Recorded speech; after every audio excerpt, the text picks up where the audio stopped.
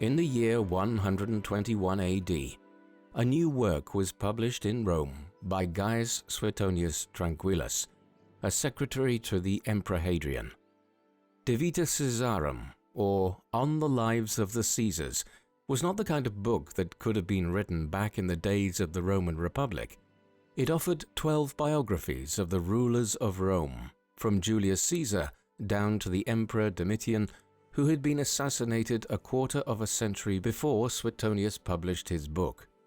While there were many individuals who merited close study during the history of the Roman Republic, men like Scipio Africanus and Gaius Marius, these had not been rulers of the Roman state. Suetonius's book indicated that something fundamentally different had begun in the time of Julius Caesar. A tradition had been established whereby a sole individual was considered to be the primary ruler of the state.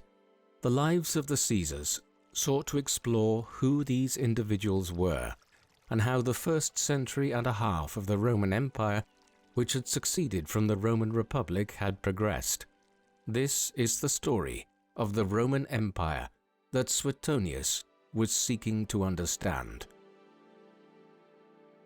It is notable that Suetonius did not use the word emperor or imperator in the title of his book. In some ways, it simply indicated that the first of the Roman emperors, Caesar Augustus, had done his job well. He established the imperial system in 27 BC. One of his main goals in doing so had been to disguise the very fact that he was creating a system of absolute rule. The Romans disliked the idea of being subservient to one man and scorned Oriental forms of kingship which placed one person above all others. It was because of this that Augustus designed the imperial system the way he did in 27 BC. Back then, he was still known widely as Octavian, the great-nephew of Julius Caesar, who had been assassinated in 44 BC after claiming dictatorial powers over the Roman Republic. In the power struggle that followed, Octavian had emerged victorious over his rival Mark Antony in 30 BC. In the years after that, Octavian had deliberated on what sort of system he should put in place to avoid the impression that he was creating a monarchy. Therefore, when he came to the Roman Senate in 27 BC with a series of reforms, they were designed to copper-fasten his control over the state with the surface appearance of respecting the traditions of the Republic. Firstly, Octavian did not claim to be a king.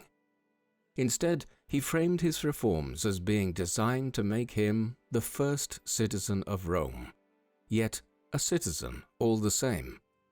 The expression used by the Senate when confirming this was princeps senatus, princeps civitatis, meaning first among the senators, first among the citizens.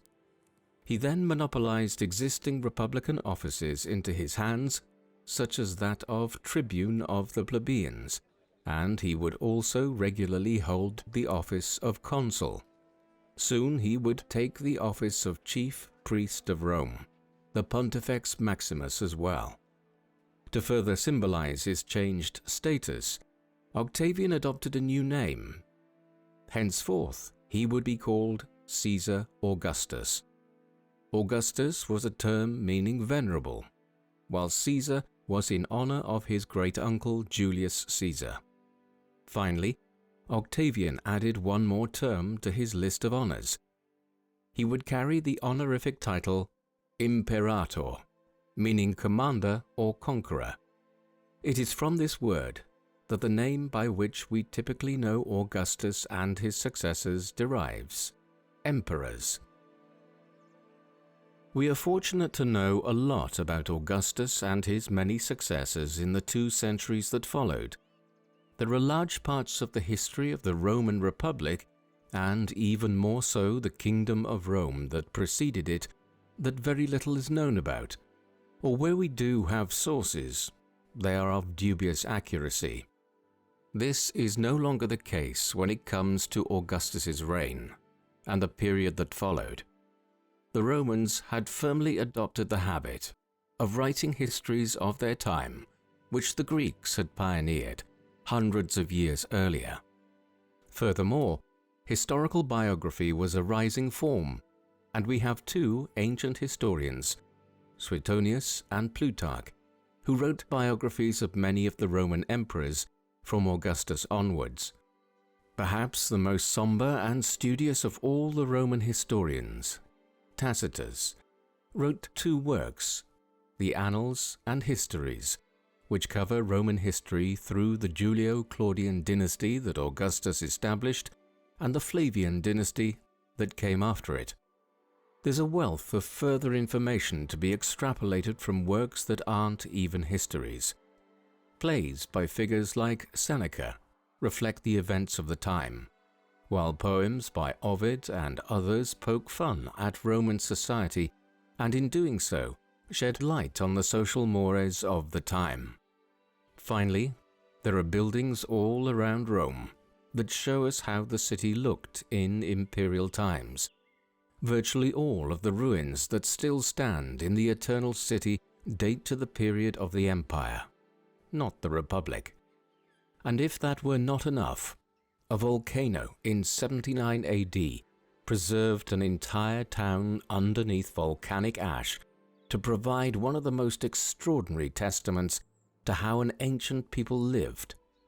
Archaeologists began excavating Pompeii nearly 300 years ago, and it's still revealing new secrets today.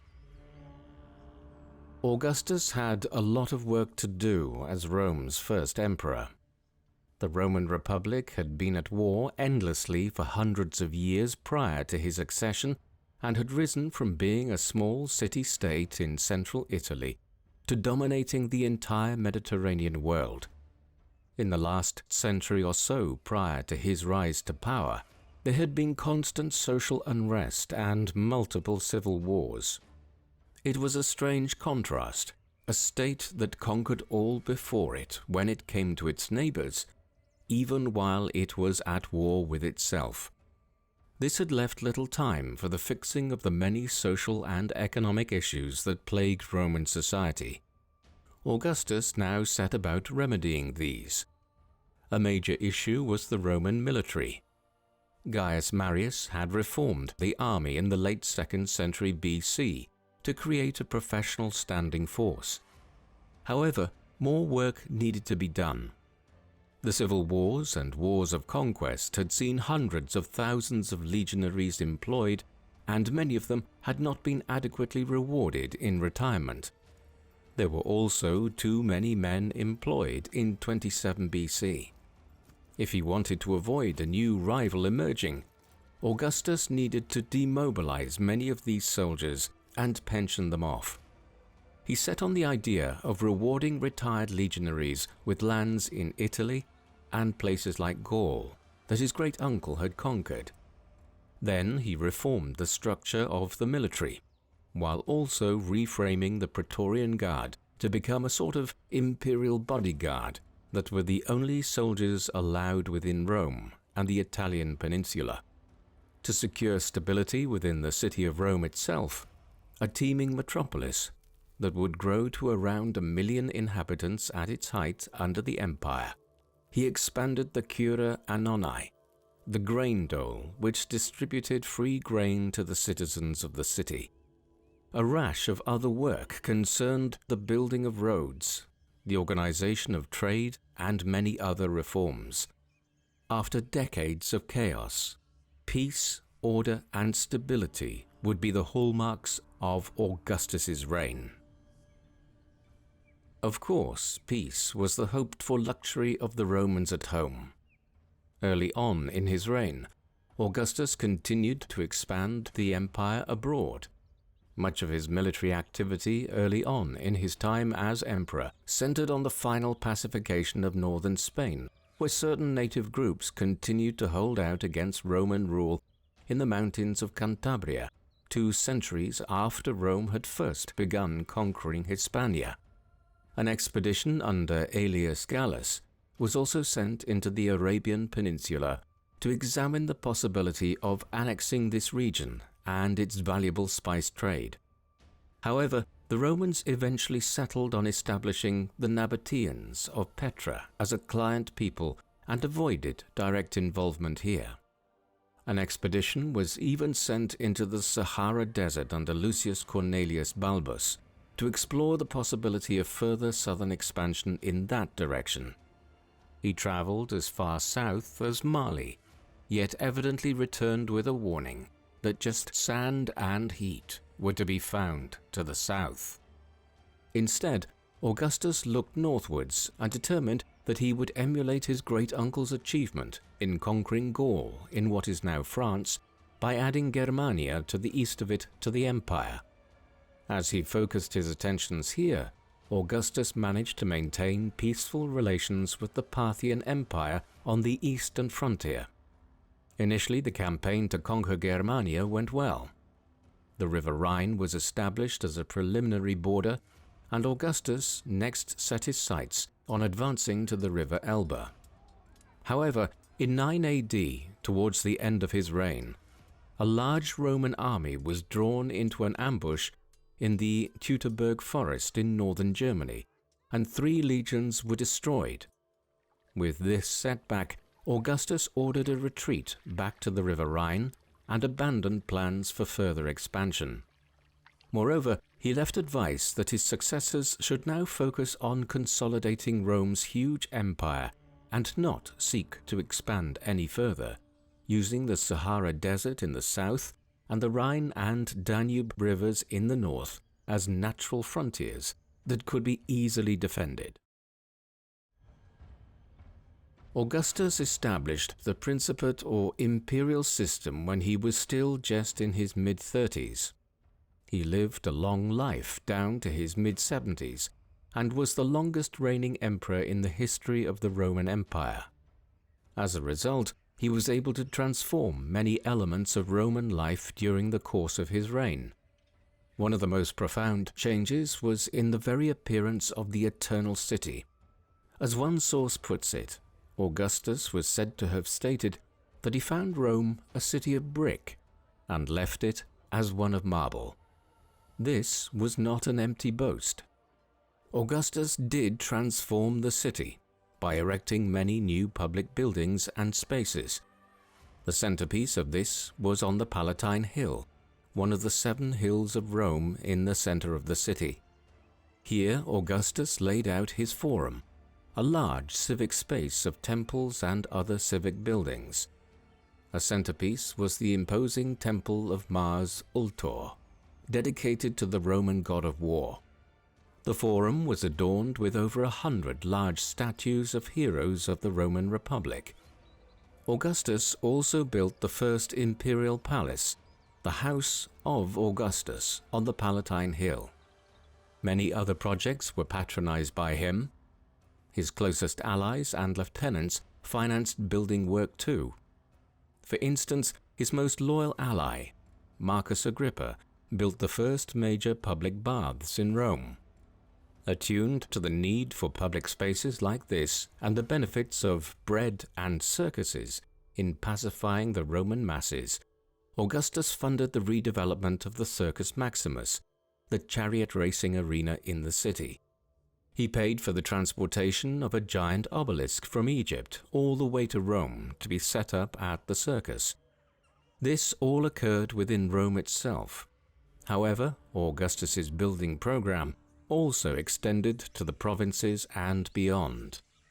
There was even a temple dedicated to Augustus in faraway India for Roman traders to visit. The program of imperial propaganda also found expression in the arts and literature of the period. Augustan culture is generally viewed as a golden age for Roman writing and the arts. The preeminent figure was already well established when Augustus founded the Principate. This was the poet Virgil. His eclogues and georgics were quite traditional examples of Roman pastoral poetry, in which he had praised the rustic qualities of the Roman people. His magnum opus, though, was the Aeneid. an epic prose work telling the story of Prince Aeneas of Troy and his travels around the Mediterranean after the siege of Troy. He eventually founds the city of Alba Longa, from the royal line of which Romulus, the founder and first king of Rome, would emerge. It was a national myth echoing Homer's Trojan cycle and establishing the idea that the Romans were the descendants of the ancient Trojans. There were many other great writers during this period. The love poet Ovid was probably the most diverse. Beyond his amorous and often bawdy love poetry, he wrote substantial works on subjects like the Roman calendar and Greek and Roman religion and mythology, the Fasti and Metamorphoses. The historian Titus Livius wrote one of the most important historical works of the ancient world, tracing the history of Rome right back to its mythical foundation. What is notable is that nearly all of these individuals were associated with the imperial court in some way. Many of them were patronized directly by Augustus, or one of the great literary patrons of Roman history, Augustus's friend Gaius Maecenas. Still, as with everything from the ancient world, much has been lost. The very end of the Republican period had seen Marcus Terentius Varro write an enormous array of books on different subjects. It's completely clear from references to him by other Roman writers that Varro was considered to be one of the greatest scholars of the ancient world. And yet, virtually everything that he wrote has been lost. A few texts have survived and fragments quoted second-hand in the writings of others, but little more. It's an indication of how even the most revered of ancient writers can have been lost to the vagaries of time. Even by the time Virgil was writing the Aeneid early in Augustus's reign, the question of the succession was troubling the first emperor. He had fallen quite ill just a few years into his rule, and there were concerns that he would die at the time. Although he recovered, it did bring home to him the necessity of establishing where the line of succession lay. There was no precedent for this, and it did not automatically follow that a male member of his family would succeed. After all, Augustus was at pains to try and establish that this was not a monarchy. In any event, he did not have a son. He only had one biological child, Julia the Elder, from his second marriage. But through his third marriage to Livia Drusilla, he had several adopted children. Thus, after his illness and the crisis it caused, Augustus initially determined that his loyal commander, Marcus Agrippa, would be his designated successor. To that end, he had Agrippa divorce his wife and marry his daughter Julia. But Agrippa died in 12 BC, opening the succession debate again. Augustus's biological grandchildren through Julia's marriage to Agrippa were the obvious next candidates. However, two of the grandsons died in quick succession in 2 AD and 4 AD, and a third was removed from the line of succession on account of his violent character, a worrying sign of issues that lay ahead with the Julio-Claudian dynasty. Eventually, Augustus was forced to turn to his adopted sons from Livia's earlier marriage. The heir he settled on in the end was Tiberius. When Augustus finally died on the 19th of August 14 AD, Tiberius became the second emperor of Rome. The histories of the Julio-Claudian dynasty would have us believe that after Augustus had agonized for so long over the succession, he was still succeeded by a very poor ruler. Tiberius was aloof and spent many years living away from Rome. He also had very questionable judgment that resulted in him placing excessive power in the hands of others and was even a sexual predator. This, at least, is how Suetonius in particular depicted him. The problem is that Suetonius was not always the most honest of observers. His Lives of the Caesars might best be described as a cross between a serious history book and salacious bits of gossip. often peppering his writings with things that were patently untrue, right alongside hard evidential accounts of the reigns of the emperors. There was, however, also a political motive beneath this. Many of the emperors were deemed by Roman society to have not shown due deference to the honor of the senatorial class at Rome, and where they did so, they were lambasted by Suetonius and Tacitus alike. In Tiberius's case, he was criticized in particular for essentially devolving power into the hands of the Praetorian prefect, Sejanus, while the emperor absconded to his pleasure palace on the island of Capri. Eventually, Sejanus was arrested on charges of treason and executed in 31 AD. Even following this, Tiberius continued to absent himself from Rome and ruled through proxies. He was a peculiar second emperor, and it is hard to know what to make of him. He probably was not the deviant Suetonius made him out to be. At the same time, he seems to have had little interest in being the most powerful man in the world. Tiberius finally died in 37 AD at 77 years of age. Suetonius and others claimed that Rome rejoiced at the death of the recluse and the ascent of a new emperor. Gaius Caesar Augustus Germanicus was the great-grandson of Caesar Augustus, the son of Germanicus, a revered military hero of the imperial family. The new emperor was known as Caligula, meaning Little Boot, a nickname he had been given as a toddler in the army camps of Germania with his father. Unfortunately, Caligula turned out to be nothing like his well-revered father, or indeed his idolized great-grandfather. By all accounts, he was a lunatic and a tyrant, one who tried to undermine the careful balance of power between emperor and senate that Augustus had established. At Rome and around Italy, he engaged in a series of building projects that were often wasteful of public money. He demanded that he should be worshipped as a god, humiliated members of the Senate, and tried to have a statue of himself erected in the Temple of Jerusalem, a grave insult to the Jewish people. Caligula even allegedly tried to have his horse appointed as a consul, the senior-most political office in Rome. This was all too much for the imperial establishment, and in 41 AD, just 4 years into his reign, the Praetorian Guard murdered him in Rome. In the midst of the chaos surrounding the murder, they found his uncle Claudius hiding behind a curtain in the imperial palace. Claudius had been born with a limp, a condition which had previously removed him from consideration for high office. But in the tumult following the murder of Caligula, the Praetorian Guard decided Claudius would make a fine emperor. Perhaps they considered that he would be biddable and easy to manipulate. Whatever the motive, he turned out, on balance, to be the best of the Julio-Claudian emperors after Augustus himself. He would reign down to 54 AD. Claudius's reign is notable for one thing in particular: the beginning of the conquest of Britain. The people of the Mediterranean had known about Britain for centuries. For instance, the Greek explorer and writer Pytheas of Massalia had visited the island in the late 4th century BC.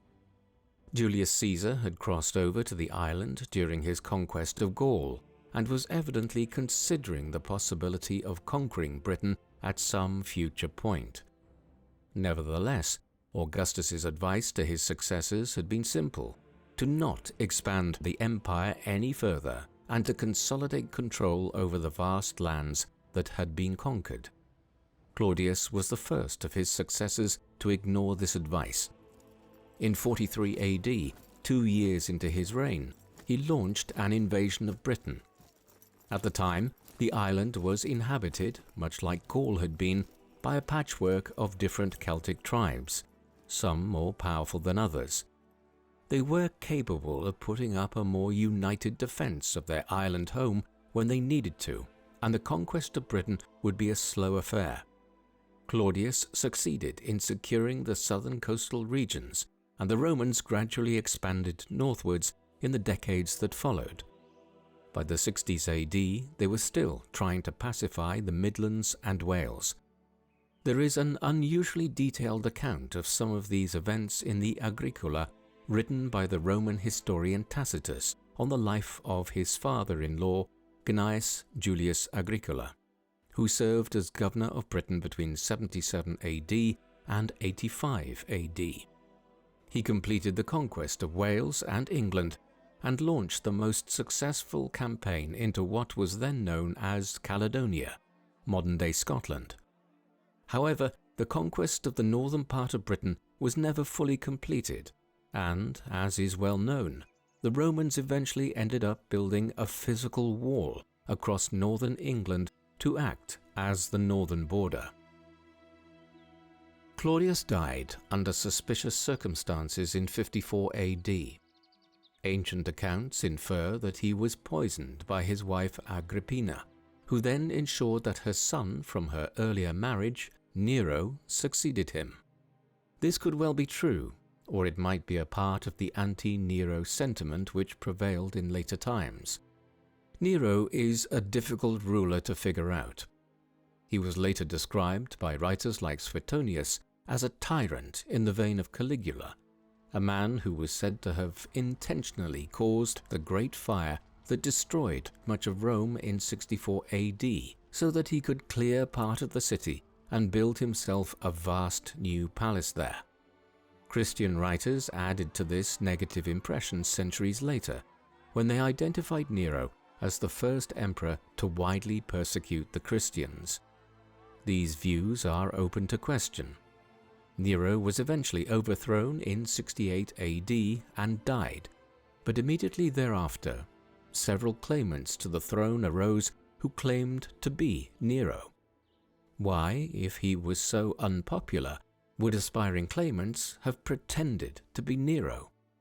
Surely they were appealing to a public sentiment that liked the recently deceased emperor. The image of the tyrannical Nero might well be a construct of both Suetonius and later Christian writers. In any event, even Suetonius admitted that Nero showed a lot of good qualities early on in his reign, and only became tyrannical over time. His 14-year spell as the last emperor of the Julio-Claudian dynasty was also notable for its cultural output. His mentor, Seneca, was one of the great Stoic philosophers, essayists and playwrights of Roman imperial history. A friend of Nero's, Lucan, composed the Pharsalia, an epic poem on the civil war between Julius Caesar and Pompey the Great. Another courtier in Nero's circle, Petronius, wrote the Satyricon, one of the only novels in Latin to have survived from antiquity. All the while, Pliny the Elder was writing his Encyclopedia, the Natural History, one of the most wide-ranging texts ever produced in ancient times. As noted, Nero was overthrown in 68 AD. The reasons for the revolt against his rule are multifaceted. There does seem to have been some growing discontent about the manner in which he was governing, especially since the Great Fire of 64 AD and following a conspiracy to murder him in 65 AD led by Gaius Calpurnius Piso, a leading politician of the time. Nero became increasingly paranoid after the Pisonian conspiracy. Added to this was a major revolt in the east in the province of Judea. The Jewish people had proved to be some of the most reluctant subjects of the Roman Empire. Their religious and social customs were often at odds with Roman imperial rule, and Tiberius, Caligula, and Nero had all engaged in policies which provoked Jewish resistance to Roman rule, notably by dishonoring the sanctity of the Temple of Jerusalem. In 66 AD, these resentments exploded into a massive rebellion in the province. Many legions had to be dispatched to the Levant to tackle the problem, and it would drag on years beyond the siege and devastation of Jerusalem in 70 AD. These events provoked several revolts against Nero in 68 AD amongst the governors and commanders in Gaul and Hispania. The Senate then turned on Nero, who fled from Rome and took his own life. He was initially succeeded by a respected senator and provincial governor, Galba, but Galba's rule was established on nothing more than military force and the consent of a section of the Senate. Before long, others decided they too had a chance of seizing the imperial title.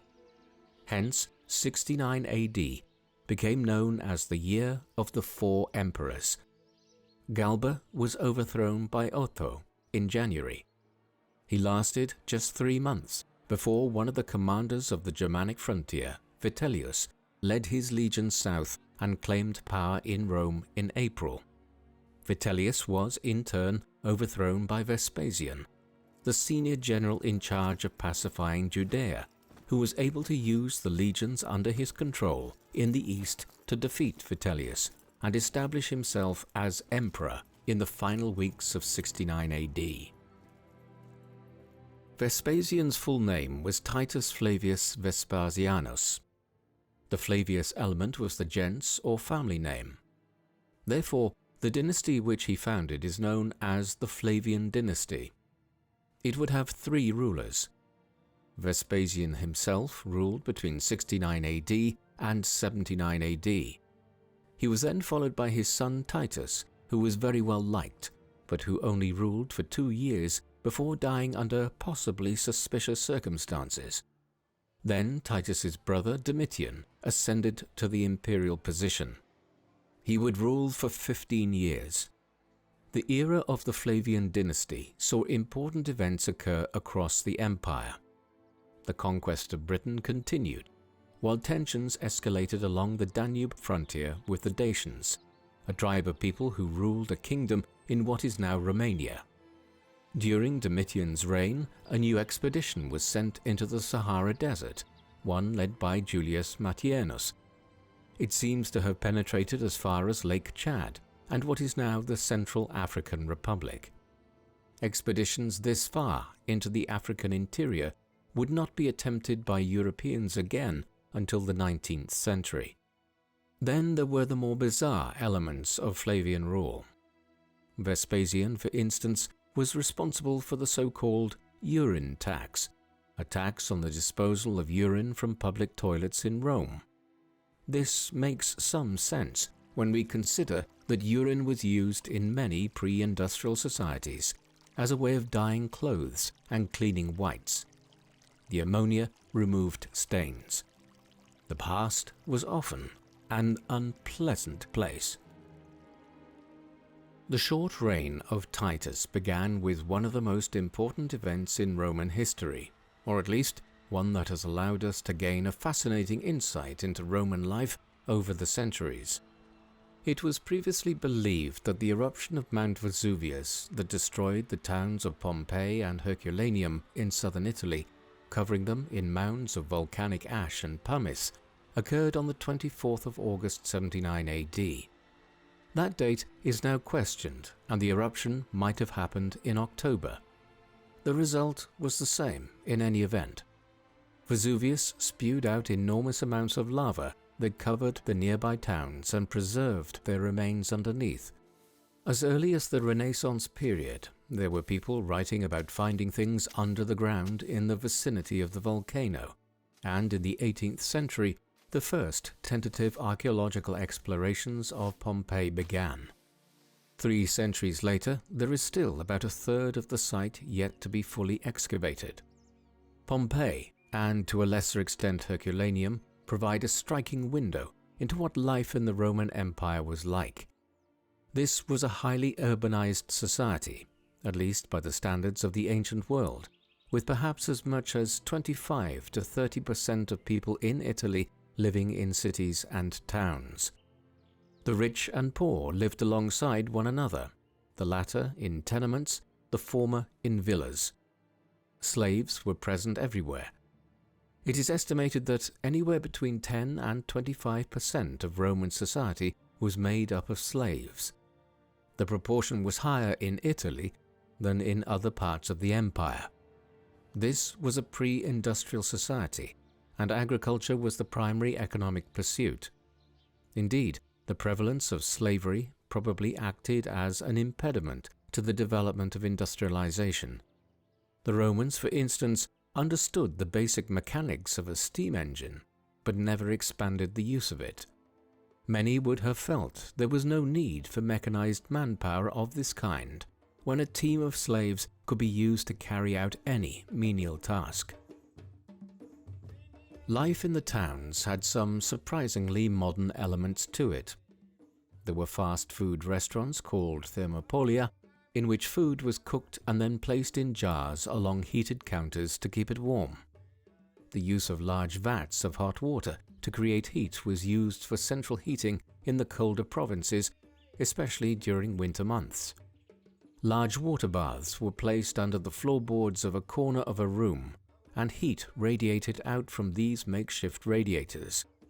This was all possible because the Romans built large aqueducts that delivered abundant water into their cities and towns, often simply using gravity to have it roll down from hilltop river sources.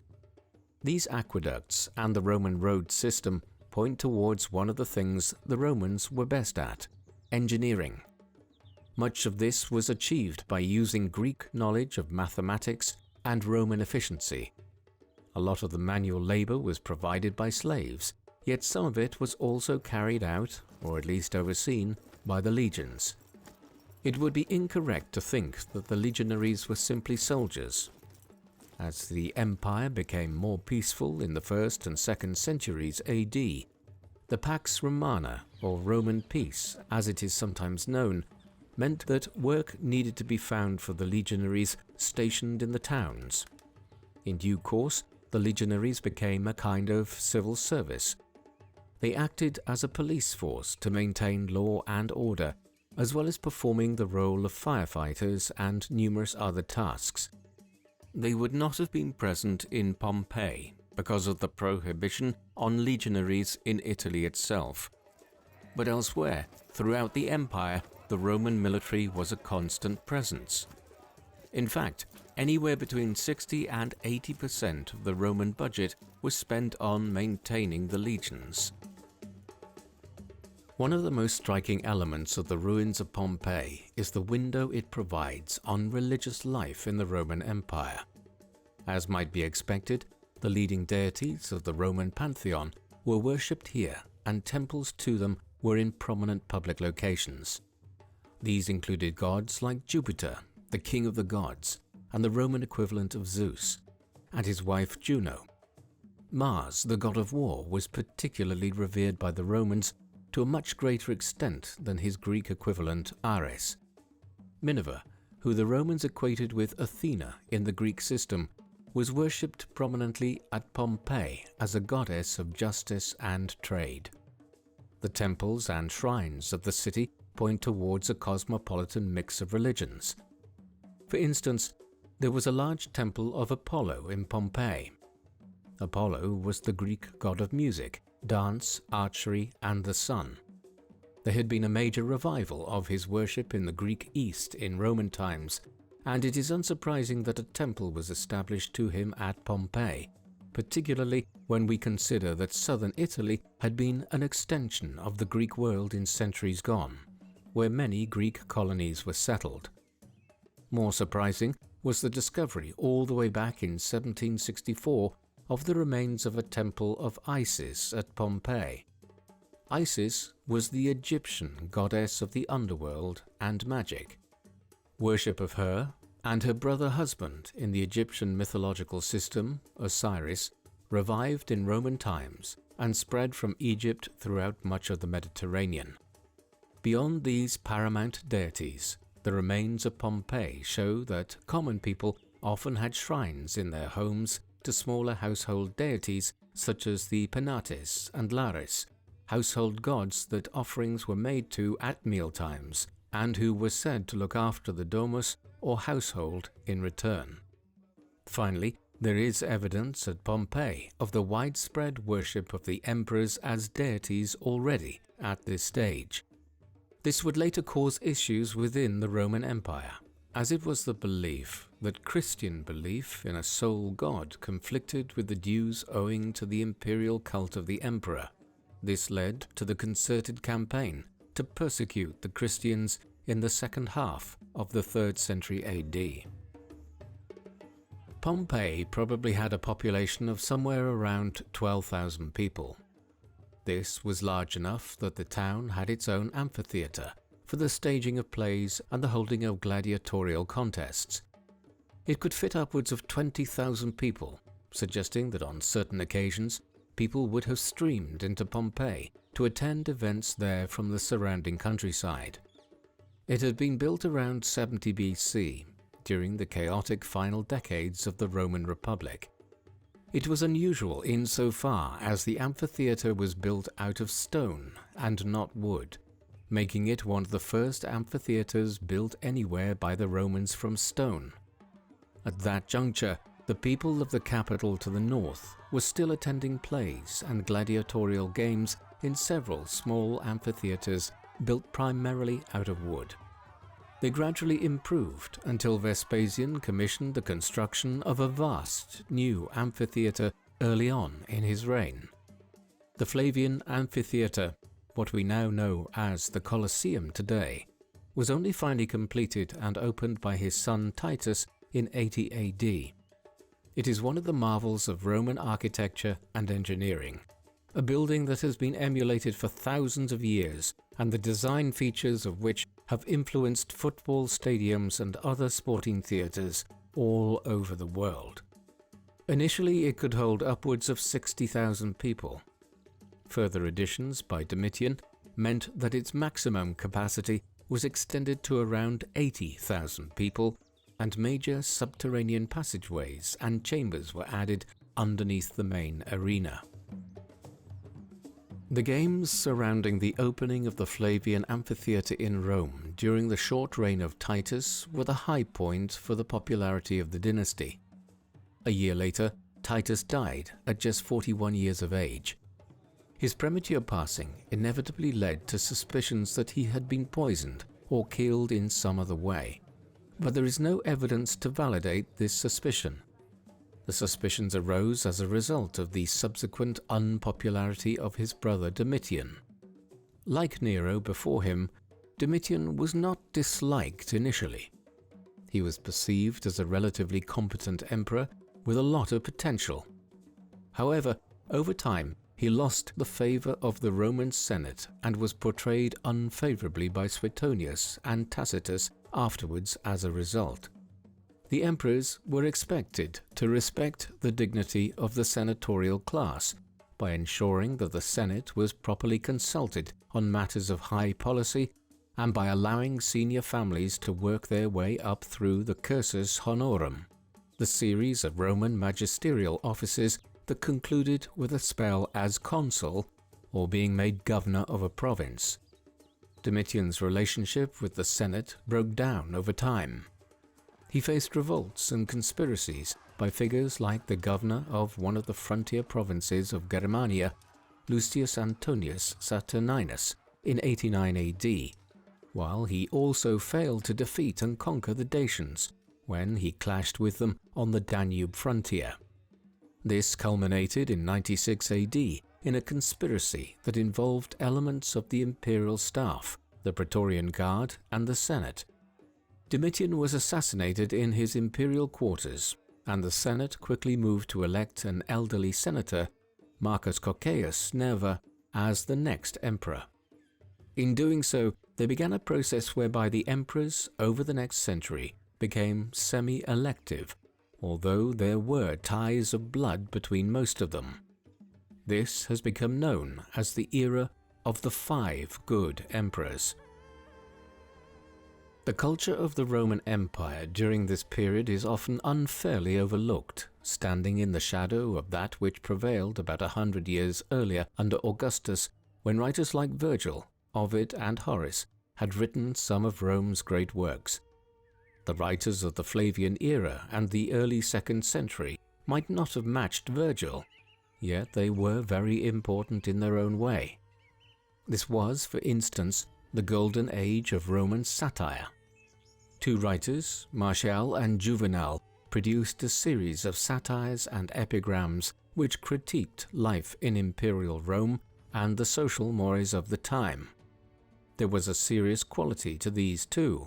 Juvenal was responsible for the refrain that the Roman people were satiated by bread and circuses.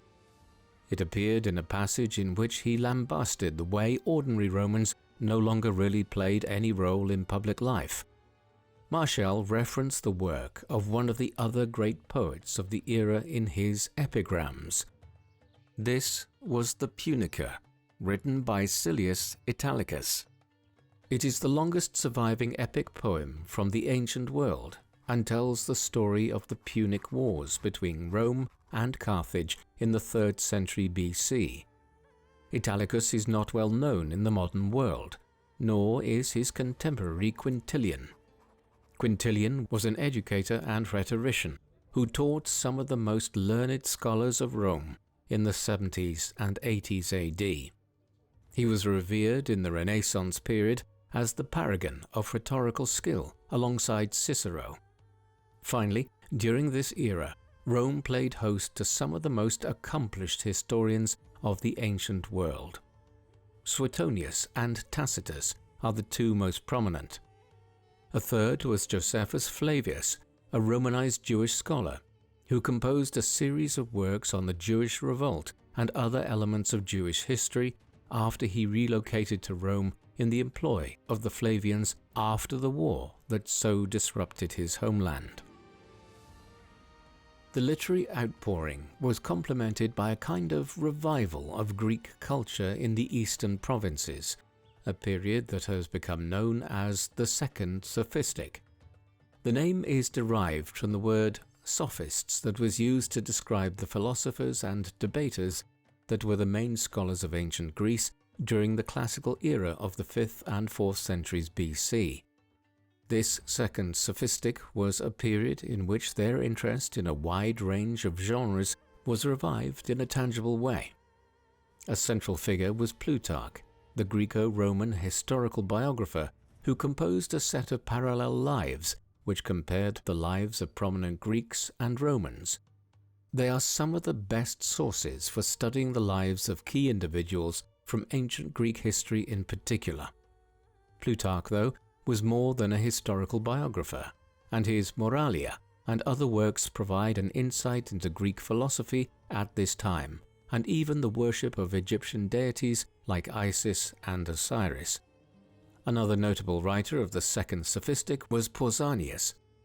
He composed a kind of ancient travel guide that provided a written journey through the main temples and tourist sites of the Greek world.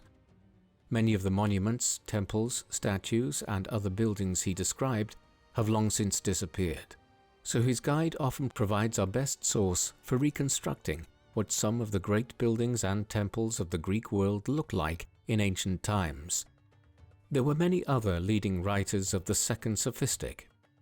Amongst them, Lucian of Samosata deserves the most praise. Lucian is not exactly a household name in modern times, yet he was a much revered author in centuries gone by. His short stories and longer works like A True Story could arguably be called the first works of science fiction. They also were a major influence in later times on writers like Thomas More in his Utopia and François Rabelais in Gargantua and Pantagruel. Nerva's reign as Emperor of Rome was a short one. He was already in his 60s when he was made emperor by the consent of the Senate, and his appointment has the air of a stopgap measure until a more concrete candidate could be found to succeed him. The eventual successor, less than a year and a half later, at the beginning of 98 AD, was Marcus Ulpius Traianus, usually referred to simply as Trajan. Trajan was considered by many Romans to be their greatest emperor. Years later, it was a common refrain when an emperor succeeded to say, Felicior Augusto, melior Traiano, meaning, may you be as fortunate as Augustus, and better than Trajan, indicating that he was the mark to aspire to. This view of Trajan was based entirely on his military exploits. No emperor extended the empire as successfully as he did. In the Balkans, he conquered the kingdom of Dacia and began transforming it into one of the more Romanized provinces of the empire. It is known today as Romania, the land of the Romans. In 106 AD, he annexed the Nabatean kingdom, bringing the Negev desert, parts of Jordan, and northwestern Arabia under direct Roman rule. This was important in terms of controlling the lucrative spice trade through this region. Finally, in 115 AD, he launched a new war against Rome's eastern enemy, the Parthian Empire. Unlike many predecessors, he was strikingly successful in this, conquering Armenia and Mesopotamia in a blistering campaign, and even launching raids into Persia in Central Asia. Trajan had begun organizing these lands into Roman provinces when he died in 117 AD. The conquests in Mesopotamia were abandoned thereafter, as his successor, Hadrian, decided it was impractical to try and retain control of them. Yet the memory of Trajan's accomplishment caused the Romans to view him as their greatest ruler alongside Augustus. Trajan's successor, Hadrian, who ruled from 117 AD to 138 AD, was a very different emperor from Trajan or virtually every other emperor prior to this. He was an administrator and reformer of a kind not seen before. Hadrian spent much of his reign traveling around the empire with an itinerant court, stopping in cities and towns to determine what needed to be fixed in particular places, and then taking steps to do so. One of the most notable elements of this occurred in Britain, where Hadrian ordered the construction of a large wall and series of fortifications across what is now northern England. Hadrian's wall was over 100 kilometers long. It signaled an end to efforts to conquer the Caledonians to the north after decades of trying, and to instead set up an effective border defense against their raids southwards. Elsewhere, he reformed the legal system and ordered the codification of Roman law. He engaged in efforts to restore and expand many cities that had fallen into decline, and was also a great supporter of Greek culture. This aided the scholars of the second sophistic, though it contributed to the senatorial classes coming to dislike him. Hadrian was considered overly fond of Greek culture, epitomized in his decision to grow his beard long. His absence from Rome for prolonged periods of time also irked the Roman elite. Not all of his reforms were successful. He had inherited a new rebellion among the Jewish people in the eastern Mediterranean at the start of his reign, and he provoked a third Jewish revolt when he ordered the construction of a new Roman colony on the ruins of Jerusalem, which had never recovered from its devastation during the first Jewish revolt in the time of Vespasian. The third Jewish revolt led to a further flight of Jewish people from Judea, and the diaspora continued to expand during Hadrian's rule. Hadrian's successor is one of the most unremarkable of the Roman emperors. Antoninus Pius ruled the empire for 23 years, down to 161 AD. Despite the length of his reign, there were surprisingly few notable events during most of it. Antoninus did not conquer any new territories, nor did he embark on any ambitious reform program of the kind Hadrian had attempted. It is indicative of the lack of activity during his rule that the decision to try and conquer some of southern Scotland stands out as a proactive measure. He was, by all accounts, simply a measured and unflashy bureaucrat, one who left the treasury a lot fuller at the end of his reign, and who improved numerous elements of Roman life, like the supply of drinking water into the cities and towns. These aren't the kind of actions that result in a person being called Antoninus the Great or something similar. However, the free people of the empire would not have had much to complain about during his reign. The Roman peace was at its height, trade flourished, and prosperity reigned. Of this period, the British Enlightenment historian Edward Gibbon, in his monumental The History of the Decline and Fall of the Roman Empire, would later state, "If a man were called to fix the period in the history of the world during which the condition of the human race was most happy and prosperous, he would, without hesitation, name that which elapsed from the death of Domitian to the accession of Commodus." The vast extent of the Roman Empire was governed by absolute power, under the guidance of virtue and wisdom. The armies were restrained by the firm but gentle hand of 4 successive emperors, whose characters and authority commanded involuntary respect. The forms of the civil administration were carefully preserved. Of no reign was this truer than that of Antoninus Pius. Antoninus died in 161 AD and was succeeded by his adopted sons, Marcus Aurelius and Lucius Verus, the first instance of 2 emperors ruling in tandem. Their joint reign began with an appalling pandemic. It is known today as the Antonine Plague, as the very earliest reports of it in the eastern provinces date to the tail end of the reign of Antoninus. However, it swept across the empire and persisted right through the reign of Marcus Aurelius in the 160s and 170s AD. Exactly what caused the Antonine Plague is still debated. Accounts from the time of how sufferers experienced eruptions on their skin suggest that it was a virulent wave of smallpox that arrived from Asia, to which the people of the Roman Empire had little resistance. Others have suggested it might have been measles, which would also correlate with the symptoms described in the ancient sources. What is beyond doubt, regardless of what the pathology of the disease was, is that it killed millions of people. Later accounts describe thousands of people dying in a matter of days in the larger cities when waves of the disease were at their worst. Estimates of the exact death toll suggest between 10 and 15% of the population of the empire lost their lives in the first waves between 165 AD and 180 AD. Depending on what the population of the empire might have been, this suggests a death toll somewhere between 5 and 10 million people, and it was not the only deadly wave of the disease. Fresh waves occurred again towards the end of the 2nd century and would continue to plague the empire and its people for several years to come.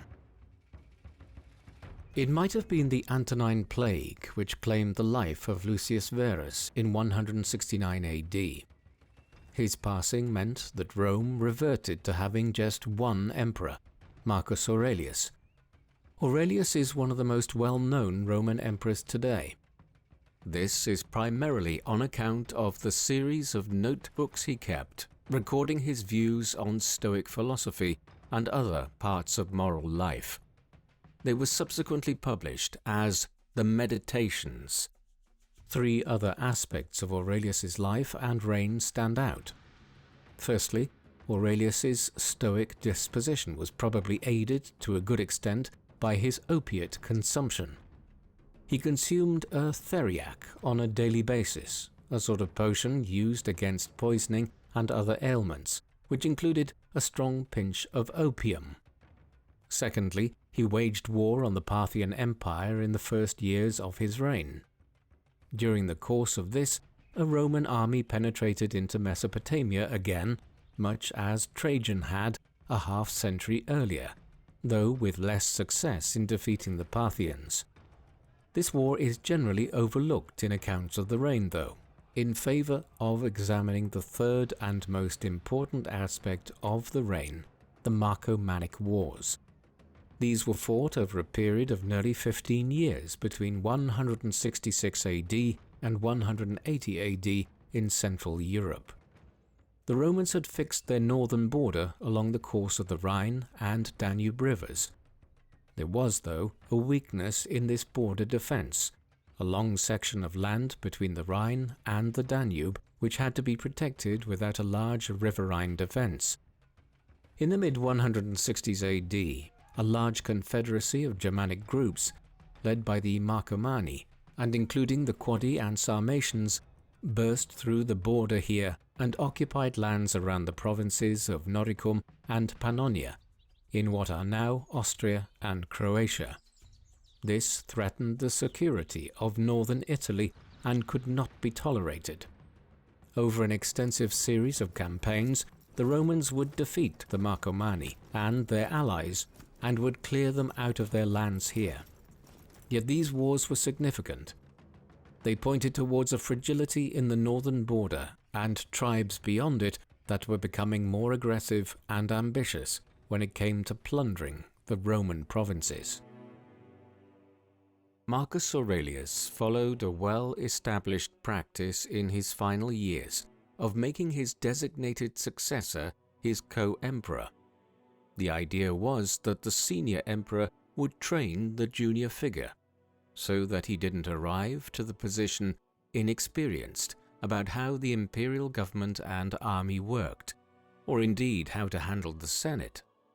What was unusual about Aurelius's decision was that he was the first emperor since the time of the Flavian dynasty 100 years earlier to make his biological son, Commodus, his heir.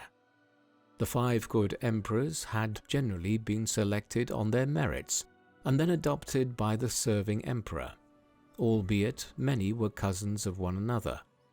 Aurelius did not follow this custom, and when he died in 180 AD, he was succeeded by Commodus. The reign fits a well-established pattern for bad emperors. Like Nero and Domitian before him, things did not start out too badly.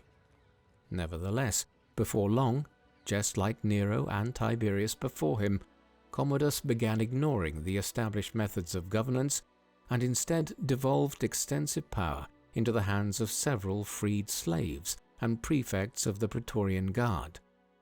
Then things got really peculiar in a way which mirrors Caligula's behavior. Commodus became increasingly tyrannical and demanded that he should be worshipped as a god. He broke completely with the Senate and began performing in the gladiatorial contests in the Flavian amphitheatre in Rome. As if to cement the perception of him as a latter-day Nero, a major fire swept through Rome in 191 AD, creating further disillusionment with Commodus's rule, just as had occurred back in 64 AD with Nero. After this, Commodus decided that he was a latter-day Romulus and that he wanted to create a new calendar in which every month of the year would be named after him in one way or another. Even Julius Caesar had been content to just have July named after himself. It was all too much for the various constituencies of people that made up Roman political life, the senators, the imperial staff, and the military. On New Year's Eve, 192 AD, after returning from a bout of slaughter at the Colosseum, Commodus was strangled to death in his bathtub by a wrestler named Narcissus. A senator and former military commander, Pertinax, was proclaimed emperor within hours. Yet this was just the beginning of a lengthy civil war and an even longer period of crisis that characterized life in the Roman Empire for hundreds of years to come. Commodus is often portrayed as a villain of the Roman Empire, a reckless ruler who was the antithesis of his father and whose reign ushered in a period of crisis and decline. There is a small element of truth to this, and Rome would indeed descend into a period of crisis and decline in the 3rd century. Nevertheless, in reality, there were already many signs of the trouble ahead, even during the supposed golden age of the 5 good emperors. The 3 key features of Rome's crisis in the 3rd century were economic instability, a political crisis which saw a rapid turnover of emperors as the military became too powerful and engaged in perpetual civil wars, and the invasion of the empire's northern borders by Germanic and Asiatic groups anxious to acquire its wealth. In all three instances, there were symptoms of these issues already present in the 1st and 2nd centuries AD. It was the Praetorian Guard that had overthrown Caligula in 41 AD and crowned a new emperor, albeit sticking with a member of the Julio-Claudian dynasty. The legions and the Praetorian Guard had also played a role in the overthrow of emperors in 68 AD and 96 AD, and would again immediately after Commodus's death. Similarly, while the economic crisis of the 3rd century would eclipse anything that went before it, Roman emperors such as Trajan had already resorted to lowering the silver content of the Roman coins to pay for a larger military establishment in the early 2nd century. Furthermore, when it came to Rome's borders, Marcus Aurelius's reign and the incursion of the Marcomanni into the border zone near the source of the Danube had provided a portent of what was to come in the 3rd, 4th, and 5th centuries.